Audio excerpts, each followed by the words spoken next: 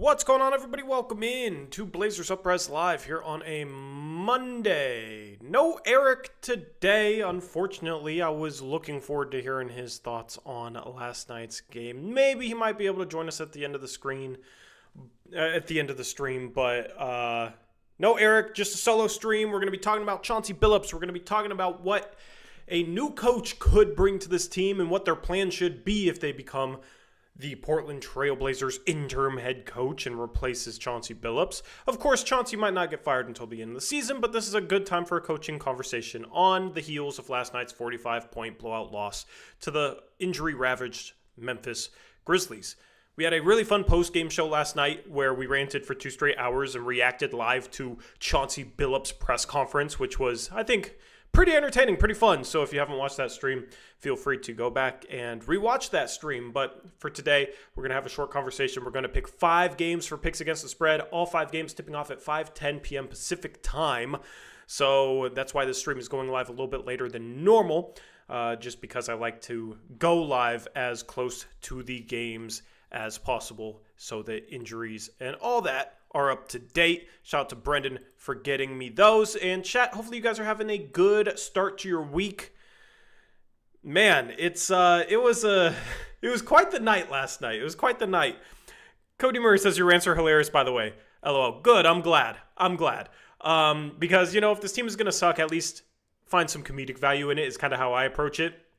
And I was laughing at the game when we were down 40 and, try and have some fun, even with the struggles, is my mindset. So I'm glad you guys can sense that watching the streams. But we got to pick 5 games for picks against the spread. If you're new to picks against the spread, we pick to the day's spread lines. Chat also gets a vote. So chat, you get to participate. It's me, Eric, all our mods, and all our podcast hosts. So without further ado, let's jump into the picks against the spread standings. Eric has been dominating us so far this year, but only went 2-2 last Thursday. We only had 3 games, so 2-2. One of them was him losing his double down. I was able to get a game on him. I'm in the second spot, 4 games back of Eric. Chat, you guys are 5 games back in third, and it's pretty clustered there in the middle. The road team has been picked far more than the home team by us this year. It's been interesting to see that. Also, we're doing pretty decent on double downs, 35 and 25. We're 10 games above 500 there on double downs. We're only 2 games above 500 overall. 291 and 289 is our overall record. And with 5 games today, you could see some movement in these standings. But we're all trying to catch Eric as he has been on a heater so far this season. Let's jump into game number 1, which is the Oklahoma City Thunder hosting the Los Angeles Clippers, and the OKC Thunder are 6.5-point home favorites. This is a pretty good game. You got the Thunder, who own the Clippers pick, versus the Clippers, who have been playing better than I expected so far this year with losing Paul George, not having Kawhi Leonard. The Thunder are dealing with some of their own injury issues. The injuries for this game, out for the Clippers, of course, Kawhi Leonard, PJ Tucker, Mo Bamba, and Trenton Flowers. And then out for the Thunder is Isaiah Hartenstein, Jalen Williams, Nikola Topic, and then Chet Holmgren fractured his hip and will be out 8 to 10 weeks, which sucks as a Chet fan. And he, was playing really good basketball for the Thunder, really good defense for them. So they'll be without him. Chat, there is your poll, and we'll jump into everyone's picks.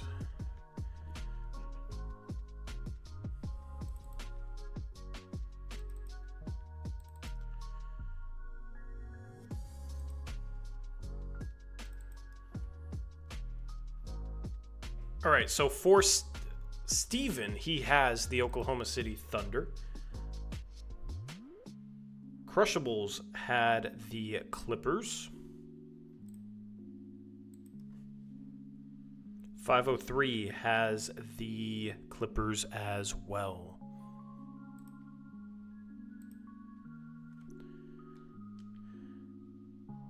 Honestly, I don't really know what to do with this game. I've been doubting the Clippers from before the season, but they've been playing good basketball.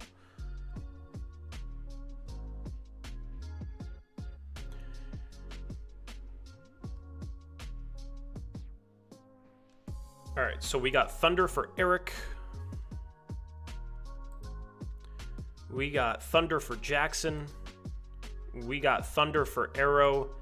I also got to go with the Thunder. I just don't really believe in the Clippers being a 6-4 team. I don't really believe in what the Clippers have been doing. So I will also go with the Thunder. Everybody else should be in chat. We got Zach going Clippers, Brendan going Clippers, Trevin going Clippers.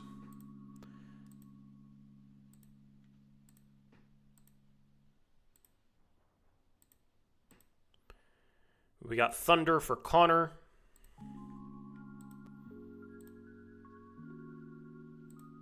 And Javon is going with the Clippers as well.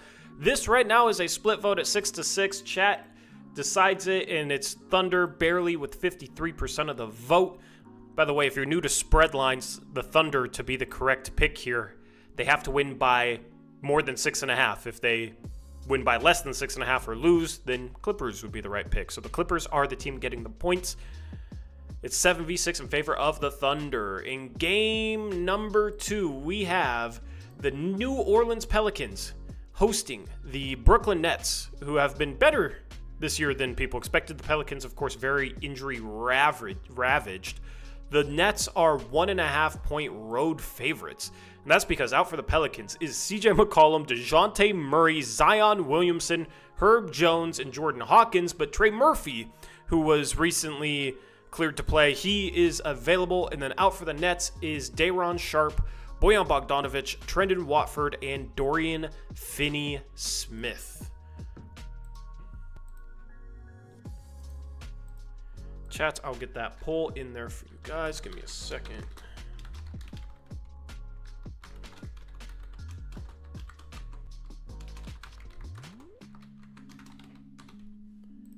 And there's your chat poll. All right.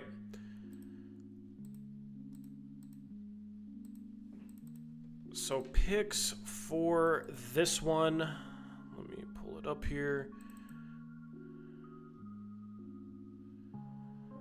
We have Pelicans for Eric. We have Pelicans for Jackson. We have Nets for Arrow. I'm going to go Nets. We got Pelicans for Crushables. We have Pelicans for 503. And we have Nets for Stephen Vaughn. As far as our picks go in chat, we got Nets for Javon, Nets for Zach, Nets for Trevin.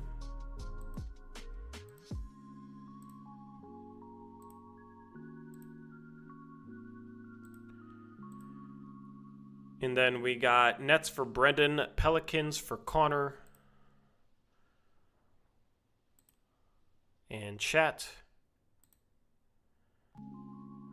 is going with the Brooklyn Nets, 60% of the vote. So this is another pretty split vote here. You got 5 for the Pelicans. You got 8 for the Nets. It's always fun having split votes. Makes things fun at the end of the day. Game number 3, you have the Houston Rockets hosting the Washington Wizards. And the Houston Rockets are 11.5-point home favorites. Injuries for this game. Out for the Wizards is Blazer legend Malcolm Brogdon, Sadiq Bey, and Rashawn Holmes. And then out for the Rockets is Jock Landale and Fred Van Vliet. The Wizards have been a fun young team so far. Chat, there's your poll. This is one of the biggest spreads of the season. Normally don't see spreads quite this big this early in the season before teams start tanking.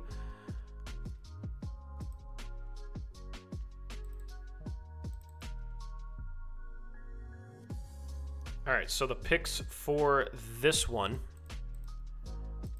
We have Wizards for Eric. We have Wizards for Jackson. We have Wizards for Arrowmancer. I'm going to go Rockets. Crushables is Wizards. We got Rockets for 503.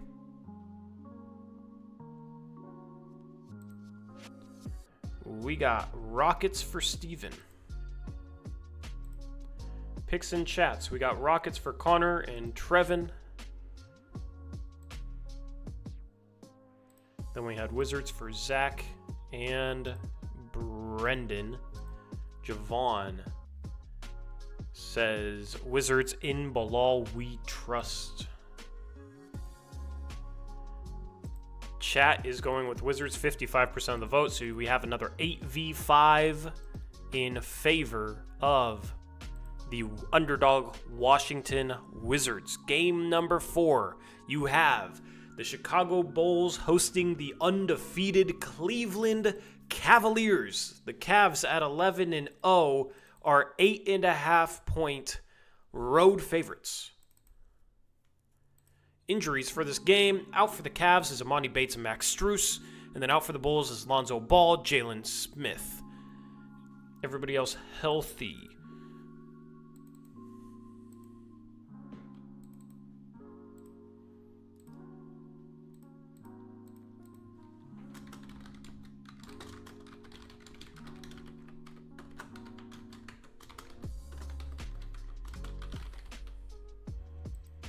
All right, chat, there is your poll.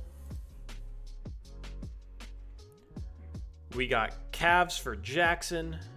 We got Bulls for Eric.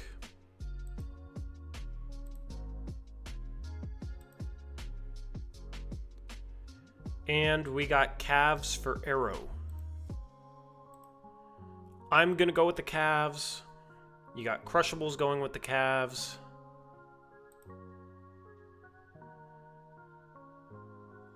You got Cavs for 503, Bulls for Stephen Vaughn.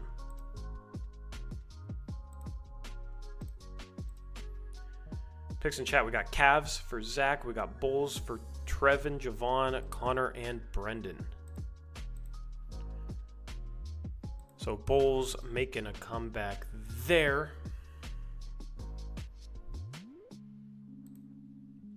Zach was Cavs.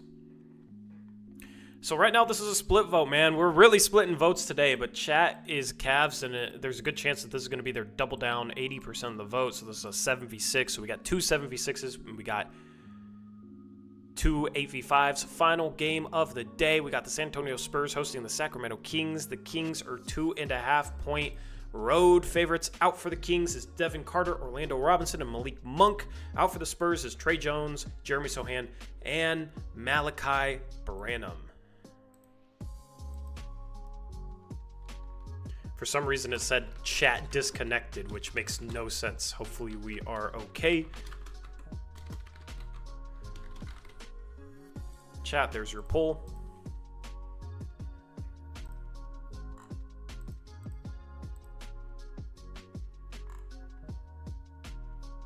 All right.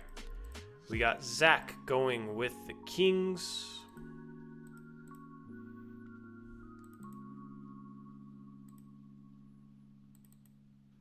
We have Steven going with the Kings.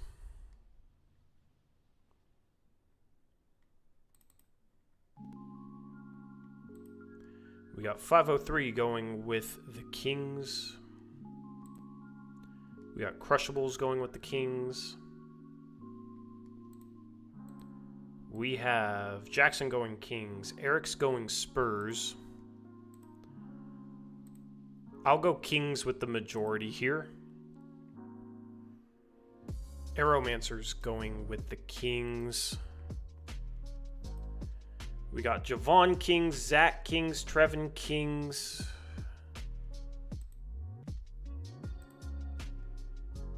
I already said Zach Kings, but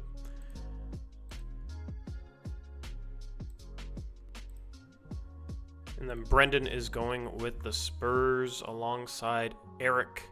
Chat is going with the Kings, 64% of the vote. So this one a bit more lopsided, 11-2 in favor of the Kings. Time for double downs.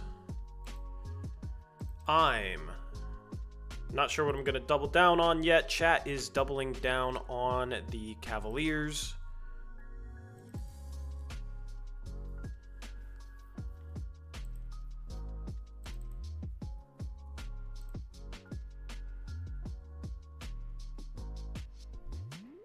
I'm also going to double down on the Cavs.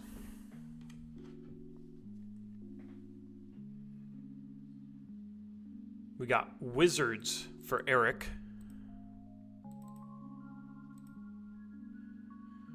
Thunder for Jackson. Kings for Arrow.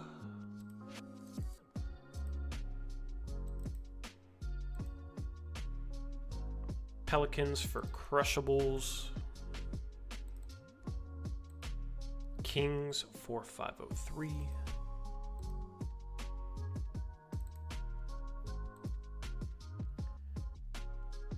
And we got Nets for Steven.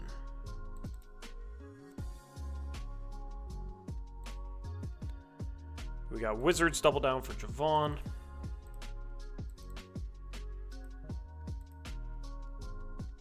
Rockets for Connor. Wizards for Brendan.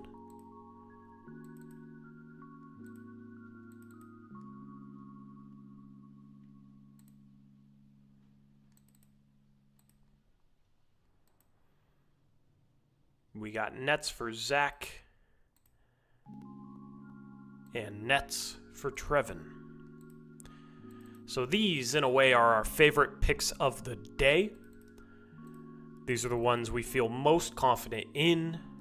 We get 2 wins or 2 losses based on if this pick is right or wrong. You have 3 on the Wizards against the Rockets. That's Eric, Javon, and Brendan. Connor's going against them with the Rockets. You got Crushables on his own with the Pelicans going against Zach, Trevin, and Steven with the Nets. You got Aeromancer at 503. They're Kings. OKC for Jackson, and then chat, you and I are riding for the undefeated Cleveland Cavaliers, and that concludes picks against the spread. Thank you guys for your participation. That went pretty smoothly, pretty quickly. I've been getting a lot of practice doing this segment by myself, unfortunately, just because Eric is working and all that. But yeah, so coming off the heels of last night's loss, I wanted to have the conversation because I've seen it on the internet, people asking, I mean, what does a new coach even do with this team? What does a new coach do? I think the number one thing this team needs is more structure offensively and better play design. Just plain and simple. And if you look at the Blazers' top 5 scorers from last year, or the top 5 guys in points per game last year, because Denny was one of them coming into the Blazers, their scoring is all down. And pretty much all their efficiency is all down as well. And it's actually baffling to me how much worse pretty much everyone looks offensively that matters outside of Scoot Henderson. But of course, Scoot Henderson was going to improve going into year 2 after how rough his rookie season was. And I think the reason why you've had so many players decline is just they're struggling to get quality shots and there's no rhythm to the offense. This offense doesn't move the ball. It's been maybe even more ISO heavy than ever. And I think the first thing a brand new head coach could come in and do is actually provide more structure, more ball movement, use guys a different way, and just create a new look for this offense that could potentially get better results and also at the same time hopefully help develop our young players a little bit easier where they're not stuck playing so much one-on-one. And that is my number one hope. My other hope is that there will be more accountability for lack of effort and a new coach will prioritize development if he's potentially here for the long run or if, that's the instructions. And I don't know exactly who the Blazers would bring in, if it's an interim guy that's already on the coaching staff or somebody from the outside. I don't know if I'd want the Blazers to hire somebody from the outside for the long term in the middle of this season. But regardless, Chauncey, it seems like, is coaching for his job and he's running his vets. He's played his vets in high minutes in close games. Now, the vets aren't averaging many minutes per game because they've been in a lot of blowouts. They've gotten destroyed a lot of times. But we've seen things in the past where there's veterans being prioritized over young players in terms of minutes in a rebuild, which doesn't really make much sense. Okay, that's another thing.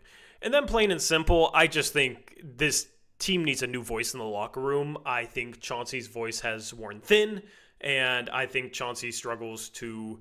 I just think Chauncey's just simply a bad coach, and you would just hope that whoever you bring in can command more of the respect of the locker room, can get these guys to consistently play hard, because I know people have said that players play hard under Chauncey Billups, but that was not the case last night, and it's been kind of an issue more than people want to admit during Chauncey Billups' tenure here as Portland Trail Blazers head coach. So can you bring in a guy that can actually command the respect of the locker room, can scheme things up better, will switch things up defensively when this team can't defend? And there's a lot of little nuanced stuff that I think this team could do better with a coach who could teach stuff better. One of those things is their defensive rotations, their defensive positioning are really, really bad, and they have been bad for a long while, and just the way they fall asleep and ball watch off the ball. Like, there's just a lot of little things this team struggles to do that doesn't seem to be... It doesn't seem like it's being coached into them, so to say. So a new coach is not going to be perfect. He's not going to come in here and solve every issue, and all of a sudden this is a playoff team. Even if you had a great coach, this is not a playoff team. But you would hope that with some of this improvement, it would create a better environment, a better locker room, a better place for young players to develop, because that, of course, is the most important thing about this season. It's development. We said that before the season. So right now, I don't think what's going on with this team is good for the development of young players, and I think a lot of it falls on the shoulders of Chauncey Billups.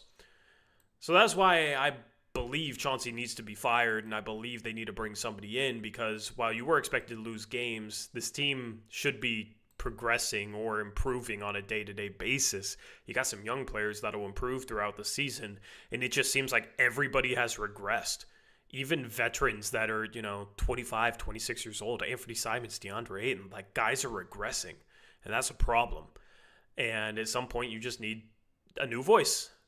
And I think Chauncey's voices weren't thin.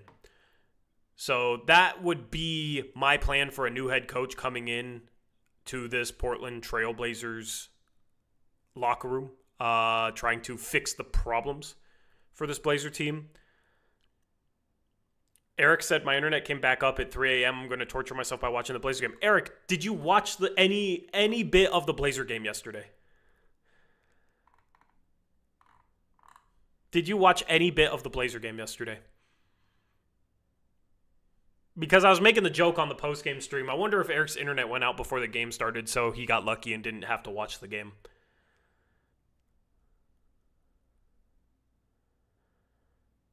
Sorry, Eric, I didn't see you comment until 5 minutes ago.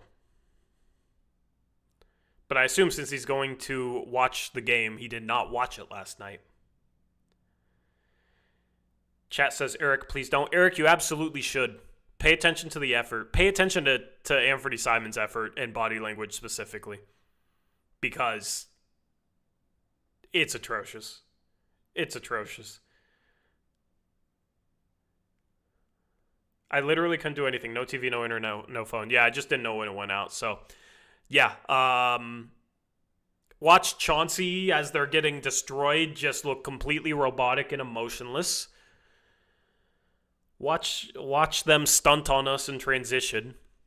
Watch how we made Jay Huff look like Joel Embiid and Jake LaRavia look like freaking LeBron James. It was impressively bad. I know the Blazers have lost by more points, but that was against like OKC and Miami.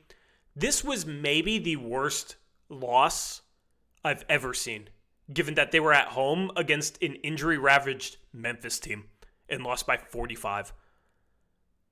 I honestly think this might be a worse loss than either of the 60-point losses.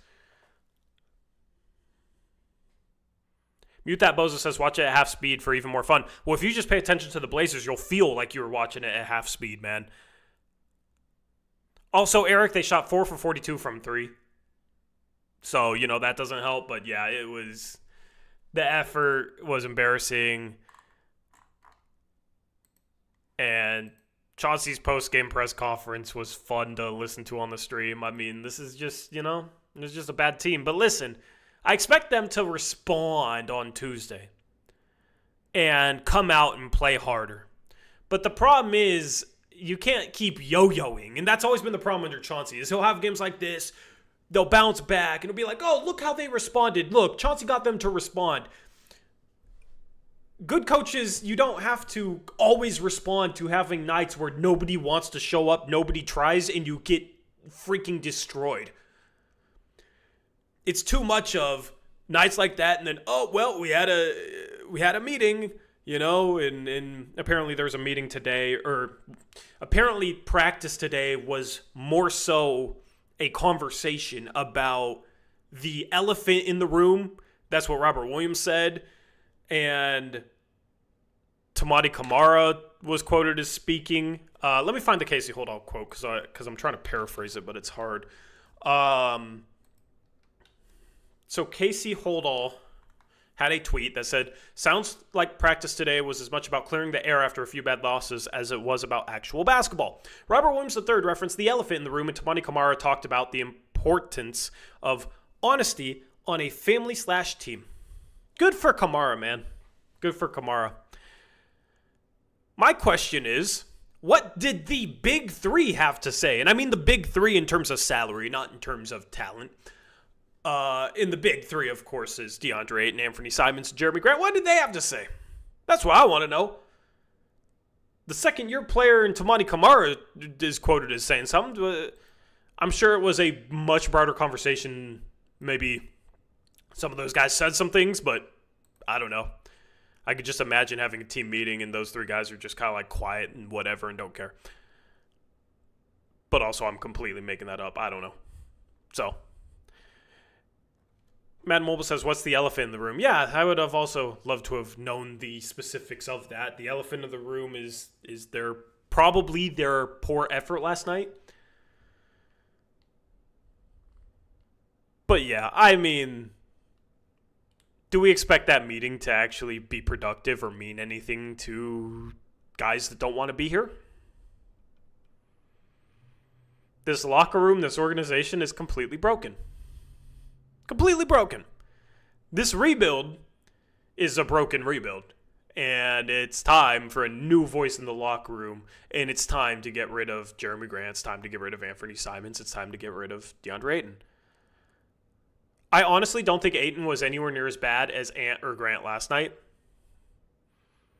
Ayton actually had some possessions where he played pretty hard.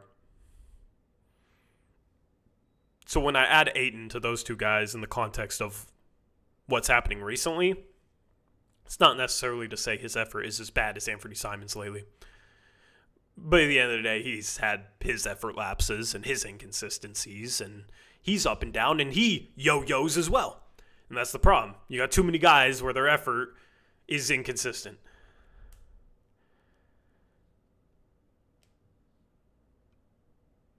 The starting lineup needs to be Scoot Henderson, Shaedon Sharpe, Tamati Kamara, Denny Avdia, and Donovan Clingan or Robert Williams. If they want to keep Robert Williams just as like a culture guy that'll play hard and get rid of Ayton and just keep Robert Williams to hold things over until Clingan's ready to start, I'm okay with that, actually. I'm okay with that. I don't trust Robert Williams to stay healthy, but I do think he's better for the locker room as a vet than any of our other veterans. And Clingan's not going to be able to play 30 minutes a game as a rookie at any point. So, yeah, I mean, I think that's what the starting lineup needs to be. I think it's going to take some time to trade guys, and I don't expect all three of Ayton, Simons, or Grant to be gone at the deadline unless they pull another Norman Powell type trade. But honestly, I would not be shocked to see a Norman Powell type trade for Anthony Simons right now. I would not be that surprised to see it for Jeremy Grant if he continues to play this way, which is really, really frustrating.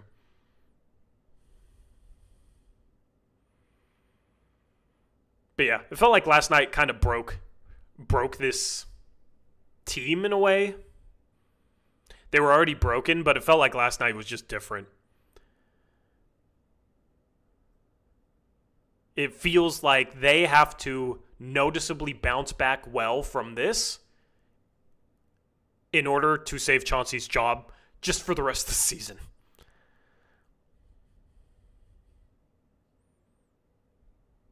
I mean, at some point you gotta let go of the coach, right? And the Blazers' schedule is not going to be easy. They got the Minnesota Timberwolves tomorrow night and Wednesday night. And then they do have some time off. They play one game in 6 days, and it's against the Atlanta Hawks. And then they play OKC, Houston twice in a row, Memphis again. We know how that went. Indiana, Sacramento, that's the rest of November. Going into December, you got Dallas and you got the Clippers. I mean, their record is going to be abysmal by the end of November. And I'm here for it. Capture the flag, baby. Anyway, it's time for the Blazers to finally fire Chauncey. I mean, I don't know how many times you guys see losses like this.